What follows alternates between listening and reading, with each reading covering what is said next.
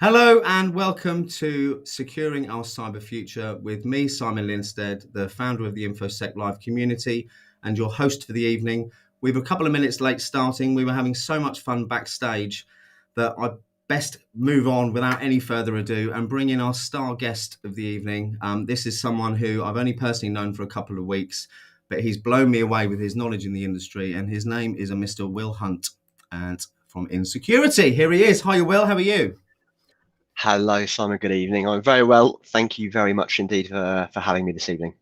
It's an absolute pleasure. And I've been chatting with you for a while backstage, so I need to try and get my focus back to what. But if I could ask you to just tell everyone a bit about yourself to start with, that would be great. Yeah. So as you all know, I'm Will. I'm the co-founder and director of in.security, which is a UK-based cybersecurity consultancy that offers a suite of technical services and training to help our clients identify, assess, and mitigate risks, and also provide technical, offensive, and defensive training, as well as some awareness training. I know you did some training yesterday, I think, and some training today. So it's a big part of what you offer as a firm. What Yeah. I'd really like to know about before we bring on our other guest, Mohammed, today is your journey into the industry, Will, if you wouldn't mind sharing that with us. I know there's a lot of people out there who'd like to hear it. Yeah, so I don't know if it's a typical journey or not. It's certainly been an interesting one for me. So I suppose if we go back to the beginning of my IT roots, I was aged 14 when I built my first computer. I won't tell you what year that is, don't want to show how old I am. But needless to say, when I got my hands sort of dirty in all the hardware, I found it really intriguing and exciting. That curiosity certainly kept growing and growing up until the end of high school when I decided to go to university. I did a degree in computer science and had various kind of techie jobs throughout that period of time and sort of learning more and more. At the end of my degree, I was still very intrigued. I wasn't sure if I was ready to go into the big wide world yet, and I actually had also developed an interest for digital forensics during my undergraduate degree.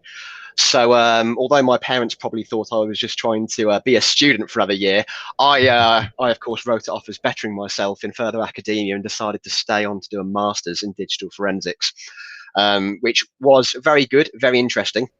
After which I was very fortunate enough to land the job very soon after, where I became an imaging technician in a firm that is a private sector UK firm that does digital forensics. That was great fun. I did a lot of criminal forensics, so I worked very closely, even though a private sector organisation, with the police and UK government entities to do everything from sort of crime scene all the way through to digital analysis of various media, and often end up going to court to give evidence, which was very, very interesting, very scary at first as well.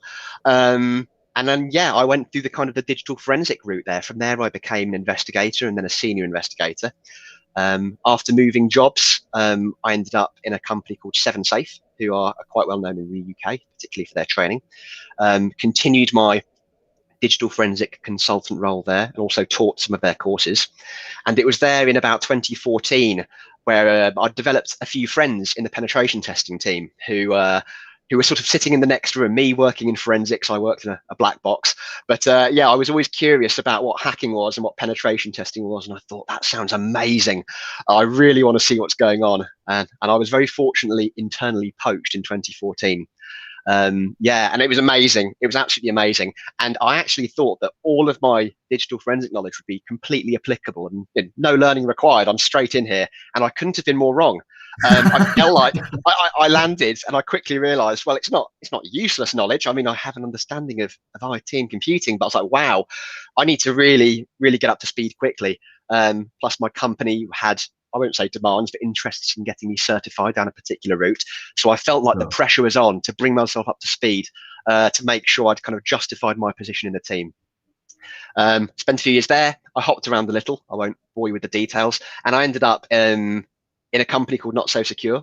And I resigned as associate director from there, actually with a co-partner in crime. And we started in.security in 2018, where we've carried on what we both love and do best, which is helping organizations globally reduce their attack surface, stop them, help them identify, assess, and mitigate their risk, and hopefully sort of securing the world one organization at a time.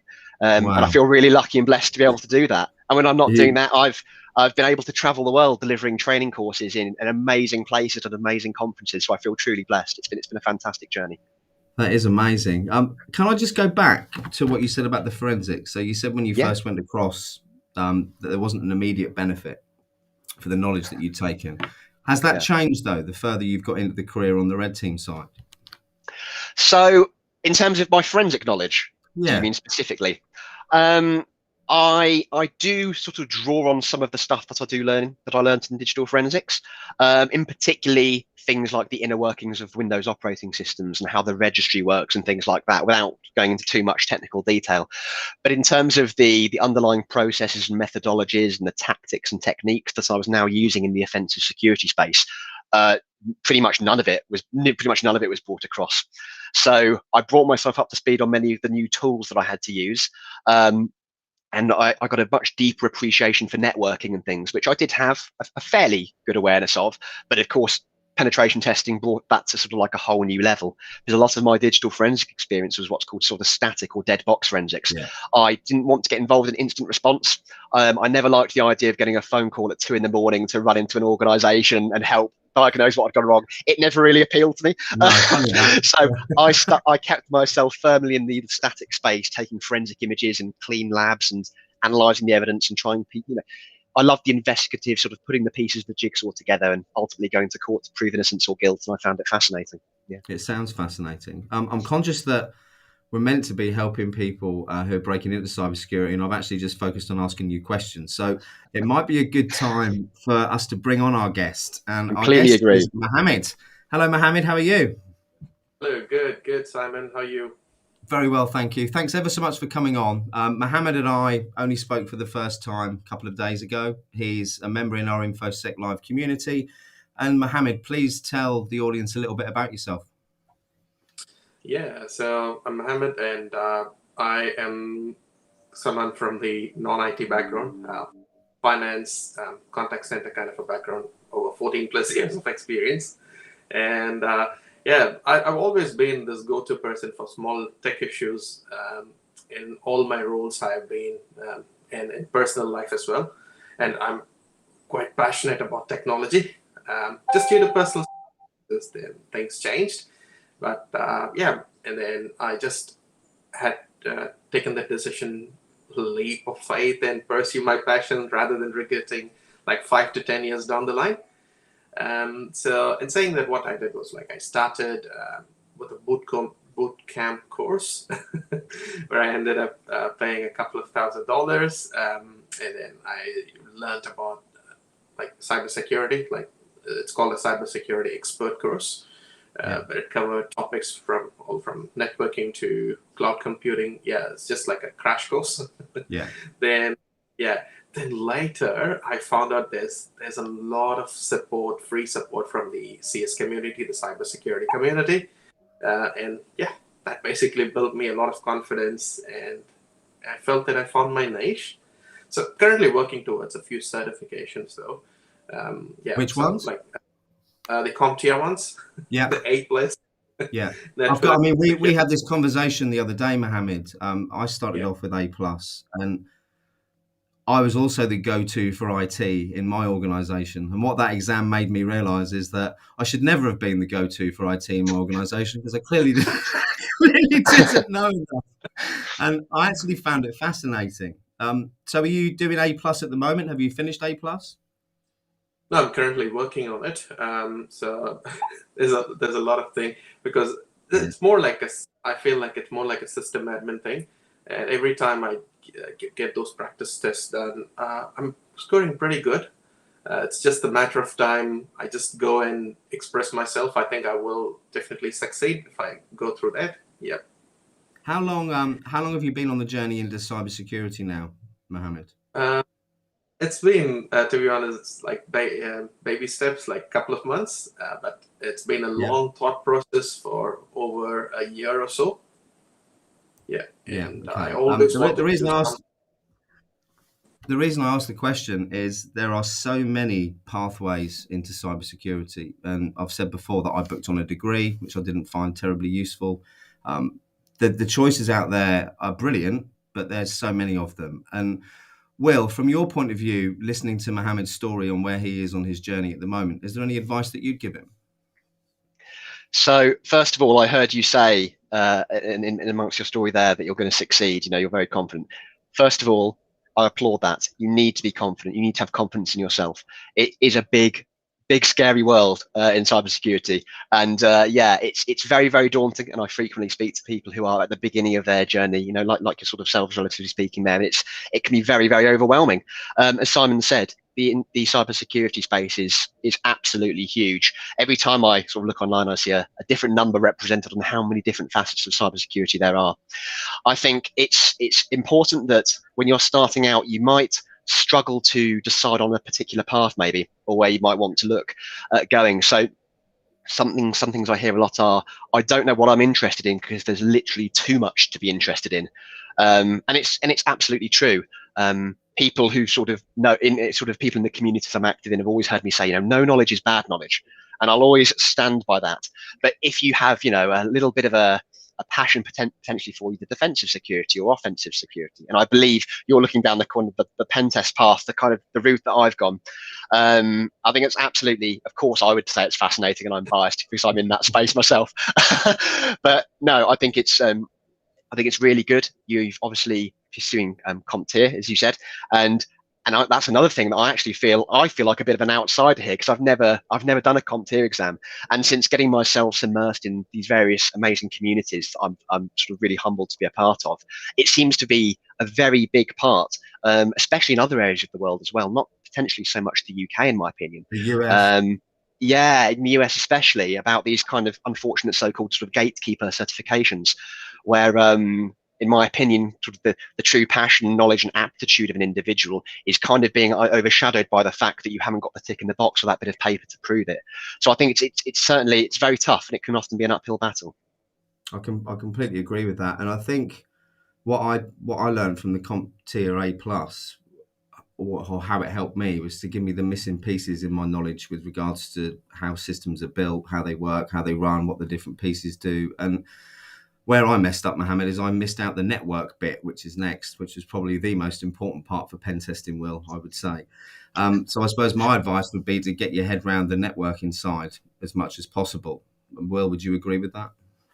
Yeah, I think some might argue it depends on the specific facet of cybersecurity going into, especially for some of the more governance or GRC roles that might not necessarily, at least initially, require that technical acumen. But I would say generally, across the board, you can never go wrong with getting a good core understanding, a core fundamental understanding of how networks work.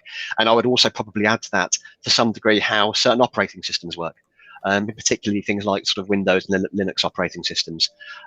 Whether you end up sort of going down the offensive or defensive or anything specifically network related, it goes without saying that it's such an important knowledge base to need to have in any area you go into, that I think you really set yourself up to be able to absorb other knowledge quicker with that sort of baseline fundamental understanding.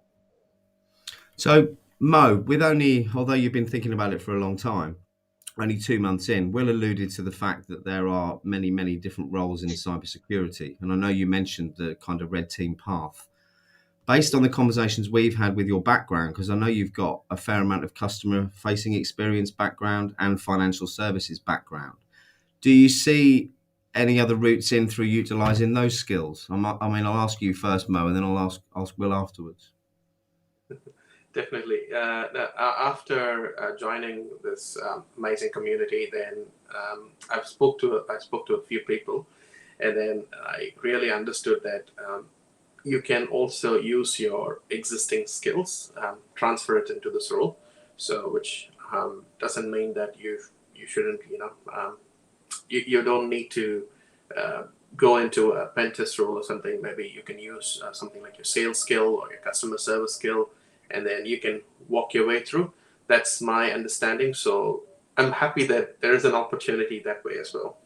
Yeah, I think Will said earlier to me, and he's absolutely right, that you might be able to pivot into the industry at a higher level on a non-technical basis. But I think if you're coming from a non-technical background, to expect to come into an industry full of technical people anywhere other than entry level could be quite, what's the word, hopeful.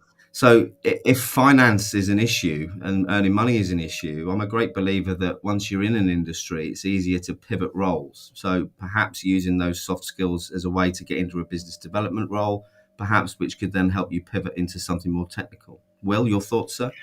I would agree. And the analogy I like to use for that is something like the property ladder. You spend, potentially several years renting, trying to get that deposit to put down for a house, let's say. And some people struggle really, and, with the situations and the circumstances that we're in, it's very hard to get on the property ladder. But once you're on that property ladder and you realize you're just going to be paying a mortgage for the next 700 years, or the rest of it's forever, exactly. You're kind of there, and it's and then it's, I won't say business as usual, but it's that initial hurdle. And I think it's same can be said for kind of breaking into this market. Once you're kind of in, it is, I do believe, genuinely easier to pivot or laterally move, either internally or externally, once you've got that foothold in. Because at least even from that paper-based exercise on that CV sift, even having 6 months, 12 months ticking the box, look, they've worked in a cybersecurity company, great. You instantly get put into a pile of people who are potentially going to get an actual human eye looking over them, as bad as that sort of sounds. But there will be places out there that kind of do that. So yeah, I would say there's definitely good room to do that. And looking back on the soft skills, absolutely invaluable, Mohammed. Don't ever underrate or underplay those. Nowadays, people need the full package. We need the soft skills. Whilst there will be places in organizations for the hooded, and I hate the stereotype because it really isn't true, despite owning a number of hoodies. The hooded sort of hacker sitting in a dark room coding all night that doesn't see natural daylight for years on end. Organizations don't need that. They need consultants. They need people who are confident, they can put in front of a client, who can speak, who can articulate themselves, and very, very importantly, who can translate technical details into impact and address risk when you're speaking to managers or board level C-suite, whoever that might be. Those are the diamonds in the rough. And I myself have certainly seen people who are certainly my senior in interviewed people in the past who are probably more technical than me, but you sort of, but could they stand in front of a client? Could they give a presentation? Could they debrief a client on addressing their risk, what's been found? It really is the full package. It's absolutely invaluable. So yeah, and we said this last week. I think there's a big case for collaboration as well between people who are coming into the industry with a little bit of experience in exams from that consultancy piece. And I mean, everyone knows that I've had some success on Upwork and the freelancer accounts and sites. There's options there for lots of people who are trying to break in as well, because if you've been studying for 2 years, you already know enough to identify problems and pass it on to someone who does know the technical side, like Will or another, which in itself can be a route to earning some money if you do it properly. So there's lots of different doors and lots of way-ins. The jobs that I'm seeing more and more of, well, the last time I looked on the freelancer accounts, were cloud-based security. Will, do you see that being a big growth area, or have we already seen the growth? What do you think? No, it's a big growth area, and it will continue to be that way. The kind of the ongoing, it's not even a debacle, but the ongoing sort of debate of on-premise versus cloud. Everyone's moving into the cloud. It started off as being a very flavour of the month thing, but it really is a fantastic technology that the world has, of course, embraced. It's helped out organisations of many sizes, and it can be very, very cost effective, depending on what you need and whether, of course, sort of moving to the cloud is a suitable fit. But yeah, scalability wise, it's so easy now to seamlessly and trivially grow infrastructure, scale down infrastructure, and just cherry pick services that you might need to help you. So it's going to continue to grow, I have no doubt. Do you think it's helped a lot of the big companies who've got all the old legacy systems from purchases over the years? Do you think the migration to cloud, I can't name the company I'm thinking of because I shouldn't, but I know a lot of the big financial companies in the UK who have a lot of old legacy systems have recently migrated a lot of that to the cloud, which must have been an absolute nightmare of a job. I wonder whether that will simplify and improve the security of a lot of these old systems, though, won't it? Yeah, I think it will. I mean, everything needs to sort of be a case by case basis, and a hell of a lot of planning and sort of procedural work will need to go in to make sure that migrating either some or all of your services to the cloud is not only in line with business justifications, but it's also actually going to sort of position that company where they can continue to grow and scale, and move it into the cloud in such a way that the business still, of course, continues to operate more efficiently than it otherwise wouldn't have been leaving this on premise. Yeah. You might have a lot of degree of control over your own data whilst it's on premise, and I appreciate that. But in terms of resiliency and backups and things, the cloud's made life wonderful for us. So no, yeah, I think it really has helped. I see our technical support, who's actually my 16-year-old son, Sonny. Hey, Sonny, thank you very much. He's brought up a question from Paul Cummings of the whole Cyberhuman Initiative. Hey, Paul. You hit on a great point on presentations, and you did. How would you approach building skills to get in front of an audience? How would you recommend people went about that? Okay, well, there's a number of ways you could do it. Not to even mention the fact there are sort of courses, almost like train the trainer courses, presentation courses. I myself haven't done one of those, so I can't speak as to the kind of the process and things.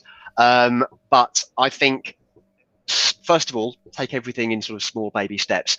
If you have a small group of either friends or colleagues, trusted individuals, it's often good to either write blogs, write short presentations. If you're in a position where you have, for example, maybe even a home lab, and you manage to set up a few computers, maybe to show maybe a network scan, maybe show some logs you're looking for, whatever that might be. Doesn't have to be necessarily an agenda, but I would say put yourself in that kind of uncomfortable zone whereby you ask maybe a small group of friends or colleagues to see if you can present to them. I mean, take it, of course, very seriously in things, because there'll be a lot of nerves, there'll be a lot of pressure. You'll likely and invariably go wrong.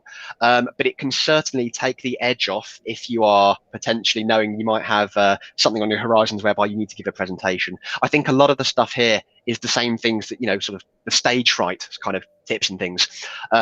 Keep calm, relax. It's practice, isn't it? It is practice. You need to be confident in yourself, which is why I know Mohammed's going to be fine, because he's already a very confident person, and that's fantastic. The thing is, Will, right? I hear all the time, it's okay for you. You're natural.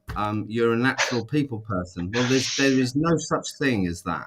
And people skills can be learned. There are people who are better at it than others. There's no two ways. But there's people who are better at techie jobs than there are others. But there's still people doing those techie jobs like that. And I don't know if that was intentional, Paul, but it's given a real good in for my input on the soft skills, which is we've actually got a free soft skills training course on InfoSec Live that I put together, along with a goal setting one, which might help. But equally, what Will was saying about the blogs and the sharing your progress, I don't know how many times I've said in the community now about utilizing the features we've got. So we've got channels where people could host their own, I'm talking individuals. Individuals can come in and host their own channel, post their own content. We've got the ability for people to record videos and upload them. So again, I've encouraged people, and it's all practice, to upload a video resume, telling the community about themselves. Why not use, whether it's my community, whether it's Discord, you kids go on, isn't it? Whether it's the Discord servers that, honestly, I'm 47, I've got no idea. It doesn't matter where it is. If you've got that friendly group of people, as Will said, use it to practice, because it is practice. And the more you do it, the better you'll get at it. And it's all very well doing exams and hacking the box and try hack me, which is all great stuff and all relevant. But if when you get to an interview situation, you get cold sweats, you can't talk and you can't have a conversation, well, you've got a problem. Absolutely. That's my job on a stick. No, and just to add to that, and you touched on something else that I was going to go to as well about the communities. You might not necessarily have a small group of trusted individuals you've known or friends for a long time, but the communities are amazing. Obviously, InfoSec Live goes without saying, but I'm obviously very proud as well to be a member on the board of Whole Cyberhuman Initiative. You've got the Cyber Mentor Dojo out there. You've got the ESDN security group. There's so much out there where there are like-minded individuals who are in the same boat. Which can in itself take the edge off. And I myself have run some live sessions on some of these platforms in the past and will hopefully continue to do so. And I highly encourage everyone, Mohammed and other people to kind of put yourself in that position if it's something you're looking to develop, because it's a fantastic experience. They're closed. It's a closed group. I feel like I say a closed group, it's a public forum, but the people who are on the platform are going to sign up, and you will always walk away feeling better from it in one form or another, and it will only help you gain that confidence and momentum. 100%. And Will mentioned some great communities there. And I think the other important thing is that we're all working together. I think some of the work that JJ Davies doing is amazing. On the blue team Oh side, which yeah. is kind of the devil to you, Will, on the red team Oh side. yeah. No, I aspire to be at JJ's level. He's not only a fantastic He's individual, but a another fantastic example source of the of. community. I mean, Will, you've only been in the InfoSec Live community now a couple of weeks, maybe 3 weeks, and the impact you've made through. No, don't get modest, because I've said this before.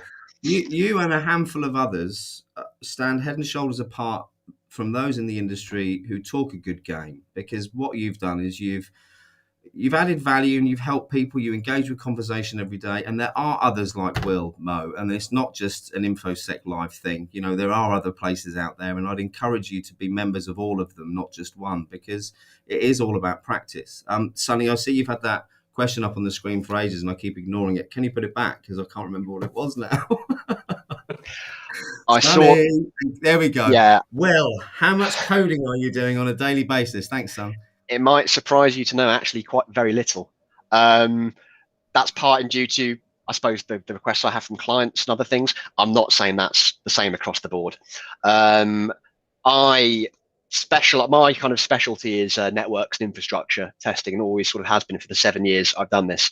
In the advent of the pandemic and things, I of course have been at home a lot more, therefore not traveling on sites, and certainly not traveling around the world to seeing clients. So a lot of my work's actually now shifted to doing a lot of web testing, which I did do before anyway, but I'm doing a lot more of now. And although obviously any coding experience you have is absolutely fantastic, from a web perspective, it's great because it will allow you to do things like white box assessments, where you can get source code and actually really quickly, rapidly locate and identify problems at source, quite literally. But day to day, no, I don't sit in front of an IDE of any description and start and writing code. Maybe I should be. If I was a better developer, I probably would be more inclined to do so. But I never came from a development background. I think it's safe to say that in this industry, if you are going to look, and I highly encourage anyone doing this to do so, learning things like Python is very, very nice. It's very fluid. It's very used across the board. I see a lot of people sort of going Perl and Ruby as well, but Python is kind of if you learn Python, you've got a lot of doors open to you. If you're interested in coding and you're heavily involved in the Windows world, I'd look at C#, which is effectively what Windows is running and based on. But myself, day to day, very, very little actually. Yeah. You hear that a lot. I think it helps to understand code, doesn't it, and identify patterns in code. I mean, that's something that I was lacking on seriously on that OSCP exam. I know that for a start. I'm conscious of time. We've got about a minute left. Mohammed, have you got a question for Will? Yeah, certainly. I have a couple of, but I'll just refrain to just one. You only allowed one? Just one? Yeah. Go on. You can have two. Okay. So I think you've touched on this, but then I just wanted to say, why do majority of the cybersecurity companies prefer people with certifications rather than see what transferable skills they can get in for them? Are they really very afraid? I don't know if that's the word I can use, afraid to invest on people? Just wanted to check on that. Yeah, good question. There's probably two sides to this. I think some companies will have clients of their own that will absolutely demand that their consultants have XYZ certification. So some companies might be forward planning on the investment they're going to have to put into you, and therefore, if you have some of these certifications, that box is already ticked.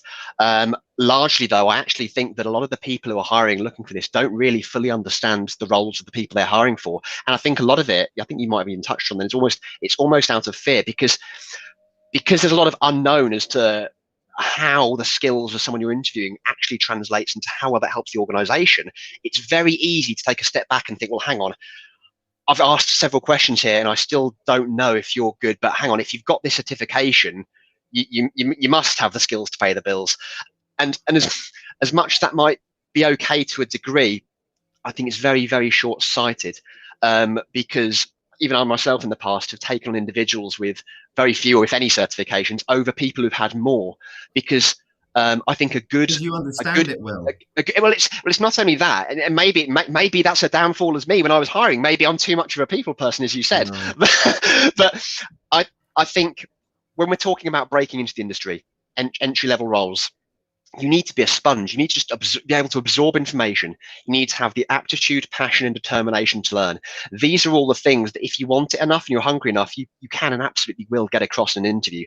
So I think it's very shallow and short-sighted of organizations to say, look, you're breaking in. It's an entry-level role. I personally wouldn't expect any experience for an entry-level role. A junior role, potentially up to a year's experience maybe, but entry level, I'm expecting people to be investing in themselves. I would love to see a blog that you might have written, a GitHub that you might be maintaining, something you're trying to do, helping out in the community, whether you run your own local events, anything. It might sound like it's not sort of commonplace, but these are the sort of things. This is the sort of passion and desire that I'd personally want to see. Because if you're doing that now, how amazing are you going to be once you're not only paid to do it, but you've got all these extra resources available to you? The careers and the certs and the paths, I think, they're good, and they are. I'm not trying to belittle certifications; they do form a very important part. But the perception on them being the barriers to entry is the problem, and I think it often comes from lack of understanding of the organisation. I genuinely do. I was going to say, it's easy for Will to sit here as an experienced tester and all the experience he's got in the industry and know what's going to make a good person fit for your organization. But it isn't people like you in these bigger companies, Will, who are making these decisions. And it isn't recruitment consultants who are involved in it who know it as well. And there's the real problem. It is that lack of education and the lack of understanding on what they actually need, I think. And until that changes, and I know Paul and the whole Cyberhuman initiative are working hard on that at the moment about breaking those doors down, it will continue to be you need certs because, as Will also said, there are also firms who won't, unless you've got Crest or Check or whatever it might be, they won't even let you in the building to do the job. So again, that might be lack of understanding, but until that changes, I think certs are going to be a necessary evil, perhaps. Question up there from Paul Cummings. I'll let you read it, Will, rather than me read it out because I haven't got my glasses on. I have to do this. Yes, so it was. I was very happy that Jeremiah accepted. I'd known Jeremiah for a while. He was very kind enough to allow me entry into the SDN network, and I've really enjoyed being a good part of that. So much so that I was very lucky enough to be able to offer Jeremiah a place to actually help us at Black Hat. So DEF CON was close, but yeah, I've been lucky enough to be running training at Black Hat. Well, in fact, USA and Asian places for several years in both my current and former roles. And an opportunity came up where we needed some extra help. And I was really blessed to have had Jeremiah on board with some other support staff as well, who were crucial in maintaining all the troubleshooting during our training courses. Opportunities coming up. Come next time? I want to come next time. I would love to say yes, but actually on our website, we don't have any 2022 training coming up, aside from a free workshop in March, I believe. The reason being is all of our training is run through conferences. We don't typically run it ourselves. So we have to go through the process of submitting to conferences. Of course, if we're lucky enough to even be accepted from all the stiff competition, and we then have to sell the seats and then run it. So, I mean, who knows what the future might hold, but nothing at present, I'm afraid. Sonny's brought another question up. What would you recommend to start with when going into cybersecurity? Red team, blue. Oh, that's a very wide question. It is wide. Well, red team and blue team, I'd say they'd be very different things in terms of the freedom. My personal experience over the last few months is it seems to be easier to get an entry level position in blue team than it does red. But that is based on 8 months of experience of seeing what happens. So, Will, I'll defer to your expertise on that. I wouldn't be able to comment on blue. You'd have to ask someone much smarter than me, like JJ, about blue. But I can certainly, of course, speak to the red. Although having said that, I mean, there are things like I think it's called Blue Team Labs that do offer free and paid tier training that can get you access to something, to some seams, some threat hunting, some kind of things in that way. In terms of the red team type stuff or penetration testing as a whole, it would depend on where you're coming in at. If you're coming in with no IT experience, I would say, first of all, get to grips with operating systems. Go to sites like Linux Journey, Linux Survival. Sit at a terminal, sit at a command line. Some people even go as far as to force themselves in at the deep end, and instead of running Windows day to day, sit in front of an Ubuntu desktop and do your daily work on there. Force yourself how to work a command line. It doesn't work for everyone, but throwing yourself in the deep end was certainly great for me. It's habit forming as well, isn't it? It is. It's absolutely great. So do that kind of stuff. If you start getting interested in that and getting competent, there are online war games like one called Bandit on a site called Over the Wire, which will allow you to test your Linux skills and things like that. You have, of course, it goes without saying, sites like Try Hack Me and Hack the Box. I would always recommend Try Hack Me first, because there's a bit more hand holding in that and it's a bit more lead. Yeah. Hack the Box is a little bit more pain and suffering, but why not have a look at both?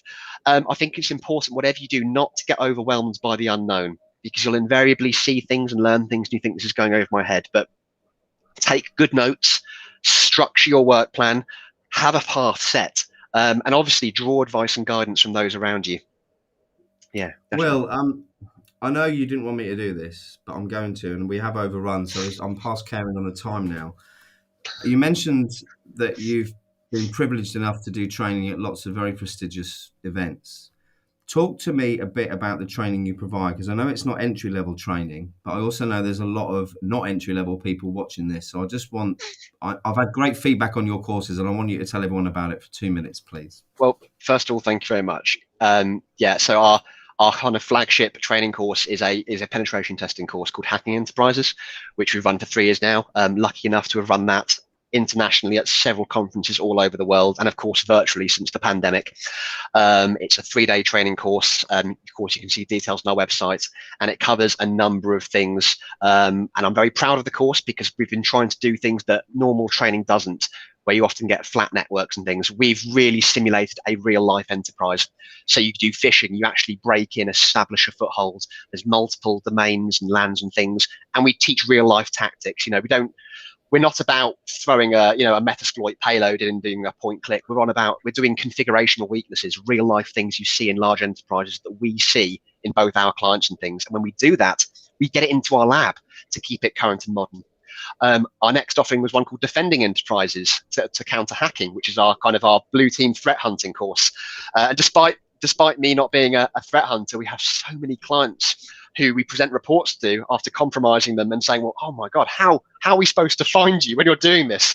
And we were asked that so much that we developed a course with the top 10 things that we do to wreak havoc on a network. And we've integrated that with Azure Sentinel, and we give people now a 2-day Defending Enterprises course, which is a threat hunting one. So what level is that pitched at? The threat hunting course? Defending Enterprises is actually a bit more of an all ability level. We try to remain vendor agnostic. However, Sentinel has made it very easy for us to scale and run. So we do focus on using Azure Sentinel and the KQL language for that. We do have people come in who have got no experience, but if you can sort of follow what's going on the theory, and we do take things step by step. We do explain Sentinel, we explain the fields, the queries, the filters, and go step by step over a number of hands-on exercises. We also try to bolster all of our training with full walkthroughs, and then a further 14 days free lab access to our environments afterwards, because 2 days is never enough time. So on hacking or defending. So we give all of our attendees 2 weeks free access to our labs. They get Discord support where we're on hand to help as well. And on the hacking side, we also actually unlock a big CTF with networks that weren't seen in training. So we try to give everyone as much as possible. The hacking course isn't so much of an entry-level course, I won't lie. Defending, it's a little bit lower. And apart from that, so who's the target market for the attacking one? And you say it's not entry level. What level is it? It's not entry level. It's definitely penetration testers, red teamers, any security enthusiasts. We actually get a lot of threat hunters who come on our hacking course to see what the hell I'm doing, so they know how to stop it. They're not really interested in what they're not even interested in what I'm hacking. But every action has an equal and opposite reaction. And a good purple teamer, which is a good collaborative educational experience between the red and the blue, will have amazing insights of both, and it's all about helping the blue team become more mature and ensuring that they're keeping the attack surface of their companies to a minimum. As you mentioned, I ran an awareness training yesterday, so that's our free. We run that probably once a quarter, completely free, 2.5 hours. Top tips: remote working, good password security, how to avoid phishing, all the kind of good basic cyber hygiene that we just don't believe people should pay for. And the last little tiny course is actually just a 4-hour workshop, which we so far only delivered through one conference, about password cracking. We call it Password Cracking 101+1. Very, very niche. I'm very happy to have developed that and delivered that one. because I'm a huge password enthusiast, and it's 4 hours of very, very intense and actually very unorthodox cracking, where we don't just cover the basics. We do cracking emojis, foreign language attacks, non-deterministic attacks, loads of really, really cool things. So for any password And how cracking often do you do that enthusiasts, one, Will? it's been once a How quarter often? so far on a pay what you can basis, actually. But we're looking about offering this to more conferences. Being 4 hours, we're not doing this to make money. This is part of giving back to the community, making it affordable for people to really get their teeth into it. And they get a virtual machine supplied to them. They get all of the walkthroughs again, and it's a really intense 4 hours of password cracking, which I personally just really geek out over. And anyone who knows me will know that. I'm sure Jeremiah's laughing in the background. I think he's there. Is there someone? I haven't seen any abuse from him on the messages yet. No, I'm sure I'll get it later. Let me just bring up, before we go, we'll do our goodbyes while I bring that up on the bottom. I've put your website address on there. I know you said it's having a refresh, but there is still some information on there for people to look at. There is We've indeed, well yeah. run over by about 15 minutes. So I'm going to say, Mo, thank you so much for coming on and sharing your story with us so far. Will, it's been an absolute pleasure, sir. Thank you so much for sharing your experience with us. It's Audience, been fantastic. thank you. Hope you've enjoyed it. I've learnt lots this evening from Will. I'm going to play out with a little video from our community members telling you how amazing and marvellous it is, which you'd expect no less. I'll see you Monday for Cyber Leaders Live. Take care. Have an awesome weekend. I can't play the video. It's been so great to be part of this awesome community where you can learn, get potential jobs, and this is the part that the community has helped me the most, being able to get a great contract in security, and thanks for this. You don't have to be super experienced in order to contribute. They really foster a sense of community, and they encourage everybody to contribute anything that they can, regardless of whether you're just starting out in your career or if you've been in a career for decades. I like the different challenges that they have, the different pathways that you can follow, the fact that you can join communities that are specific to you and your needs. It's a new and growing and thriving group, and I'm really proud that I was able to be a part of it from almost the very beginning. It's given me a community I could lean on, and the people in there are always willing to help. I've also gotten to break into cybersecurity because of InfoSec Live, and I'm very grateful for that. Cybersecurity professional or are trying to become one, you need to get onto InfoSec Live. Whether you brand new to the field, whether you are pivoting from another IT career or you're pivoting from a non-IT career, this is the place for you to. Also, even if you are an experienced professional, there will be something here that you can learn. InfoSec Live has been great for me because it's brought me closer to other like-minded people, and I've been able to pick the brains of some real industry experts that are also part of the community. To the right place, because listen, let me tell you that infosec.live is everything that it claims to be. A vibrant community. They've got all that you need on infosec.live. Listen, they tell you infosec.live is addictive. Get on board. Come and get addicted. Get on InfoSec now.